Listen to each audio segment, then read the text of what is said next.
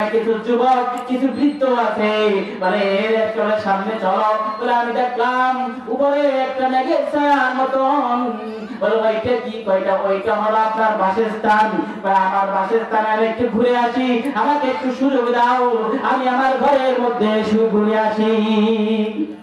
এখন সঙ্গীতা বলতেছে এত সময় তো ঘুরলাম ওখানে যাইতে গেলে তো আপনার হায়াত শেষ হতে হবে আপনার ইন্তেকাল হতে হবে আপনি এখন ইন্তেকাল করেন নাই এইটা হলো স্বপ্নের কথা চলতেছে। এবার বলতেছেন ভাই সঙ্গীতা সারা রাত তো ঘুরাইলাম বলে যে এখন বলো দেখি কি দেখলাম ভাই শোনেন আমি হইলাম জিব্রাইল আর আমার ভাই এই হচ্ছে মিকাইল। সুবহানাল্লাহ। দুইজন কে একজন হচ্ছে জিব্রাইল আর একজন হচ্ছে মিকাইল।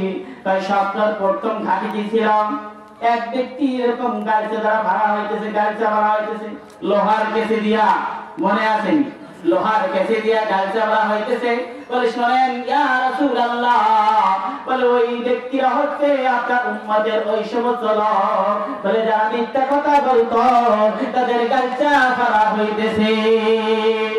নবীজি সাল্লাল্লাহু আলাইহি ওয়াসাল্লাম বলেন ইযা কাযাবাল আব্দু তাবাদানহু মালাকু মিন নাতনি মা দাবিহি আও কামা ক্বালা আলাইহিস সালাতু ওয়াস সালাম।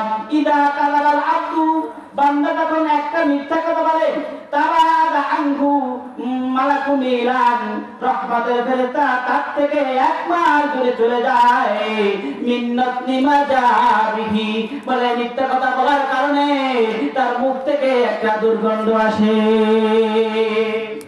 বান্দা যখন মিথ্যা কথা বলে যে তার মুখ থেকে দুর্গন্ধ আসে এই দুর্গন্ধের কারণে রহমতের ফেরেশতা তার থেকে এক মাইল দূরে চলে যায়। উম্মত রে তুমি যখন মোবাইল করো এখন তো মিথ্যা কথা অহরহ হয়ে গেছে বলে আছে বাড়ি কোথায় কয় আমি শিরাল বাজার কয় আছে শিরাল বাজারে দেখা হয়ে যাবে সে বাড়িতে কয় আমি আছি এখন বাড়িতে কয় কি কয় না হ্যাঁ এখন তো আম হয়ে গেছে মিথ্যা কথা বলাতে এখন আমাদের সহজ হয়ে গেছে। হে বাবা আগুনের কেচি দ্বারা ভাড়া হবে কিয়ামত পর্যন্ত এই উম্মতকে ভাড়া হবে আগুনের কেচি দ্বারা লোহার কেচি দ্বারা গালিতে ভাড়া হবে। তোমার আমার অবস্থা যদি এমন হয় মিথ্যা কথা বলার কারণে যদি গালিতে ভাড়া হয় ইলা কিয়াউমুল কিয়ামাহ কিয়ামত দিবস পর্যন্ত গালিতে ভাড়া হইতে থাকবে। এজন্য বান্দা মিথ্যা কথা বলে বলে কি বলে না হ্যাঁ মিথ্যা কথা বলো জীবন যাবে। আমি মুহাম্মাদুর রাসূলুল্লাহ উম্মত একটা মিথ্যা কথাও আমার থেকে বের হবে না।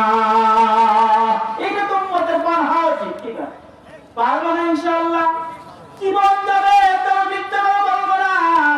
এক ভাই এসে বলছে ইয়া রাসূলুল্লাহ আমি চুরি করি বলে আমি জিনা করি আমি ডাকাতি করি বলে আমার বড় বড় কিছু দোষ আছে যে মিথ্যা কথাও বলি তো হুজুর আমাকে একটু বায়াত গ্রহণ করা যাতে আমার জন্য বাঁচা সহজ হয় আমি এগুলো থেকে বাঁচতে পারি।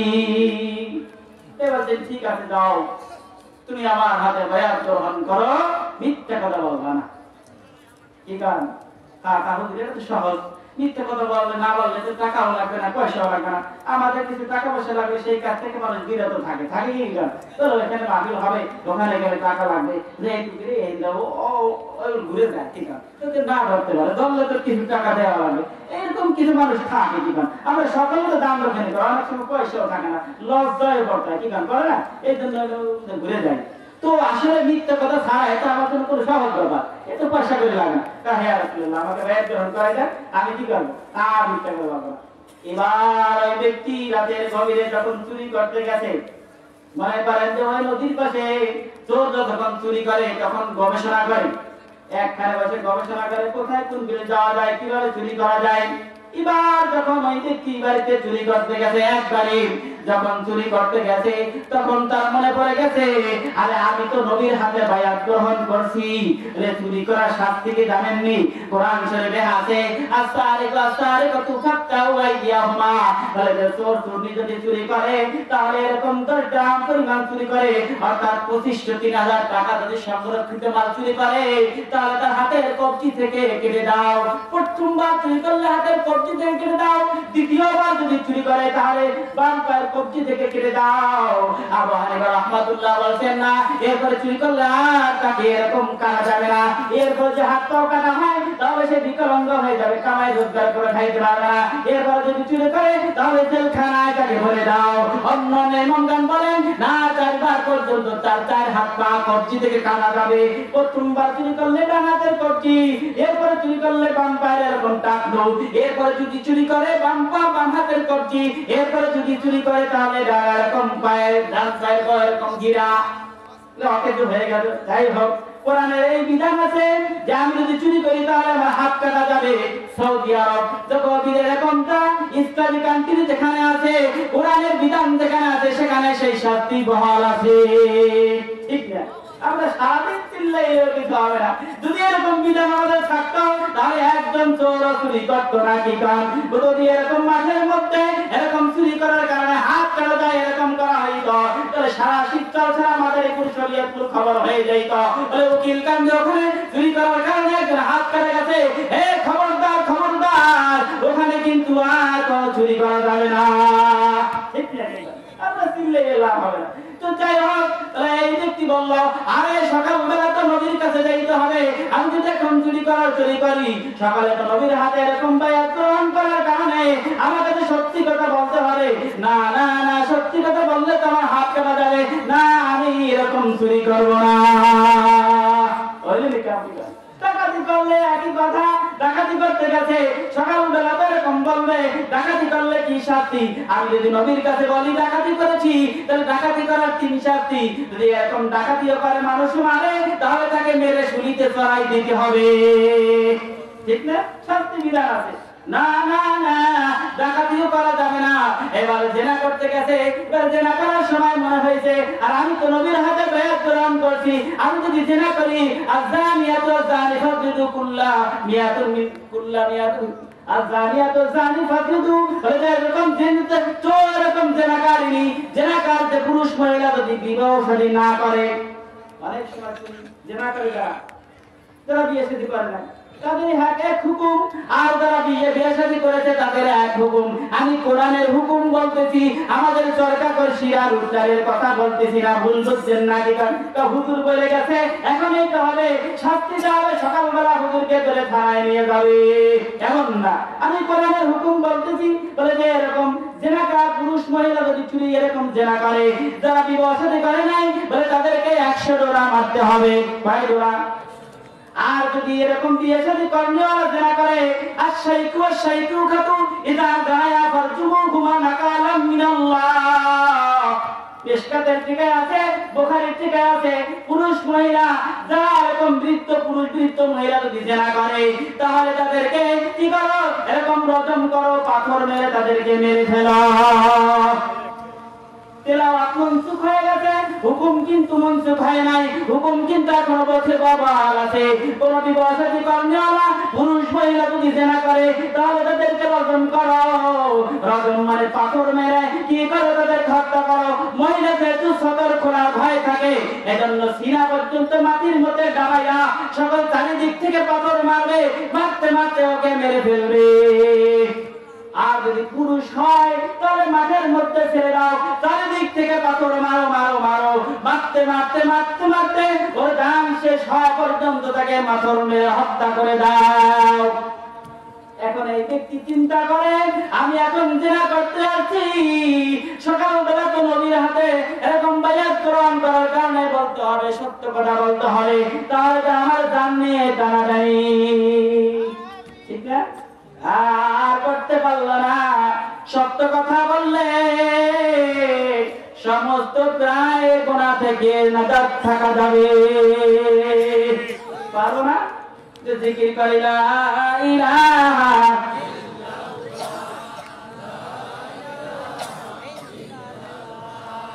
লা ইলাহা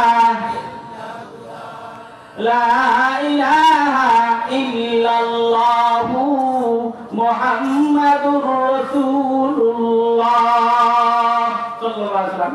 তো হুজুর আবার কি কোন জেনার কথা পান, এই যে আমাদের দেশে আমার গায় অনেক সময় দেখা যায় পরোক্ষভাবে আমাদের দেশে অনেক জেনা হয়, হয় কি হয় না? এর একটা কারণ আছে। এটা বড় বড় হুজুর যারা আসবে তারা বলবে জেনা কেন হয়, আমাদের দেশে জেনা কেন হয়। জেনা হয় পর্দা না থাকার কারণে। সামনে হাদিসের মধ্যে বলবো। তো হাদিসের তরজমা শুনে শেষ করব, সময় তো বেশি নাই। এজন্য আল্লাহ মাফ করেন, আমরা সত্য কথা বলবো, মিথ্যা কথা বলবো না। মনে মনে এরাদা করি, পারবো না ভাই? ওয়াজ বাড়ি নিয়ে যাবো, যদি যাইতে পারি আগামী বছর মাহফিল আসার আগে আমার হায়াত শেষ হয়ে যাইতে পারে, পারে কি পারে না? কত মানুষ মরে, আমিও বাড়িতে যাওয়ার আগে আমার জানটা শেষ হয়ে যাইতে পারে। কয়েক বছর আগে ওই যে মুখের সর্দার মাহফিল শুনে বাড়িতে আখিরি মুনাজাত করে যাইতে যাইতে অসুস্থ হয়ে পড়েছে। অসুস্থ হয়ে ওষুধ আনতে আনতে ইন্তিকাল করেছে মুশরিক সর্দার। বলে আপনাদের খেয়াল আছে কিনা আমার জানা নাই। এরকম মাহফিল শেষ করে যাইতে যাইতে আমার বিবি এখনো পৌঁছেই পারে নাই, আমি শুনেছি। তাই বিবি পৌঁছেই পারে নাই, সবাই স্বামী স্ত্রী মাহফিলে আসে, মহিলা ভিতরে শুনে আর সে এরকম মাঠে বস শুনেছিল। বাড়িতে যাইতে যাইতে অসুস্থ হয়ে গেছে, ওষুধ আনতে আনতে এরকম জান কবজ হয়ে গেছে। ভাই গেছে কি গেছে না? হ্যাঁ ভাই, আখেরি মুনাজাত যখন হবে তখন শেষ বক্তা তওবাতিল্লাহ করাবে, করাবে কি করবে না? শেষ তওবাতিল্লাহ যদি আমার হয়, হতে পারে আমার মৌতি মারের হালাতে আমার হবে। এজন্য বাজারে যারা আছেন তাদেরকে আমি বলবো সব বাজার ঘাট বন্ধ করে আসেন। এখন আখেরি মুনাজাত হবে, প্রধান বক্তা বয়ান করবে, এটাই আমার শেষ বয়ান হতে পারে। নবী মুহাম্মদুর রাসূলুল্লাহ সাল্লাল্লাহু আলাইহি ওয়াসাল্লাম বলেন, তুমি যখন নামাজে দাঁড়াও তুমি চিন্তা করো এটা আমার আখেরি নামাজ হতে পারে, এরপর আমার নামাজ না হতে পারে। এইটা যদি তুমি মনে করে নামাজ পড়তে পারো তাহলে ওই নামাজ তোমার কবুল হয়ে যাবে। আর আমি বাড়িতে নাও দিতে পারি, এখান থেকে তওবা ইস্তেগফার করব, বাড়িতে যাব, আল্লাহ হয়তো মওত দিতে পারে। এ ভাই, এজন্য তৈরি আছি নাকি কান? এজন্য এখন থেকে কম করব না, আমি আর কোনদিন মিথ্যা কথা বলবো না। পারবেন ভাই? এজন্য এই একটা কথা যদি আমি বাঁচতে পারি, 1000 গুনাহ থেকে আমার বাঁচা সম্ভব হবে ইনশাআল্লাহ। এবার নবী বলেন যে ওই যে সামনে ছিল এক ব্যক্তি শোয়া, মনে আছে?